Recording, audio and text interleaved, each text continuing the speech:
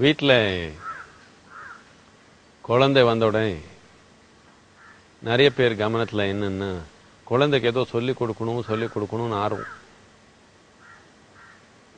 நம்ம வீட்டில் குழந்தை வந்தால் முதல் நாம் என்ன புரிஞ்சுக்கணும், இது சொல்லி கொடுக்குற நேரம் இல்லை, இது கற்றுக்கிற நேரம். எதுக்கு நான் கற்றுக்கிற நேரம் சொல்கிறேன்னா, வாழ்கிற தன்மை அடிப்படையாக மனிதன் வாழ்கிறது எந்த நோக்கத்தில்? எதே ஒன்று செஞ்சாலே, கல்வி தேடி போயிருந்தாலும், தொழில் பண்ணியிருந்தாலும், ஆன்மீகத்தை தேடுதலில் இருந்தாலும், இல்லை குடும்ப உருவாக்குற செயலில் இருந்தாலும், எதுக்காக இது எல்லாமே பண்ண போகிறோம்? அடிப்படையாக இது பண்ண நாம் ஆனந்தமாக இருக்க முடியும்ன்ற ஒரு நோக்கத்தில் தான் இது எல்லாமே நடக்குது. இந்த ஆனந்தமாக இருக்கணும்ன்ற நோக்கத்தில் தான் நீங்கள் இந்த குடும்பமே உருவாக்குனீங்க. அந்த குடும்பம் உருவாக்குன செயல்னால இப்போ குழந்தை நம்ம வீட்டில் வந்துச்சு. உங்களுக்கு உங்கள் குழந்தைக்கு ஒப்பிட்டு பார்த்தா யார் ஆனந்தமாக இருக்கிறாங்க, யார் அதிகமாக ஆனந்தமாக இருக்கிறாங்க? கட்டாயமாக உங்கள் குழந்தை உங்களுக்கு மேலே ஆனந்தமாக இருக்குது.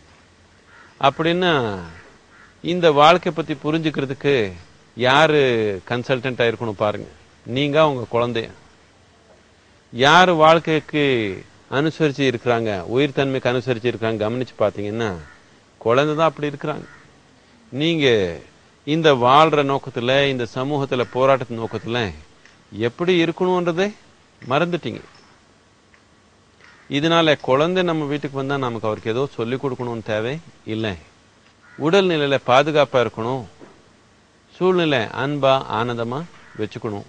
இந்த அளவுக்கு ஒரு சூழ்நிலை உருவாக்கி வச்சா குழந்தை தானாகவே நல்லபடியாக வளருவாங்க. இப்போ நம்ம தோட்டத்தில் ஒரு செடி வளர்த்தணும்னா அங்கே போய் உட்காந்து அந்த செடி நீட்டி பார்த்தா வளர்ந்துடுமா?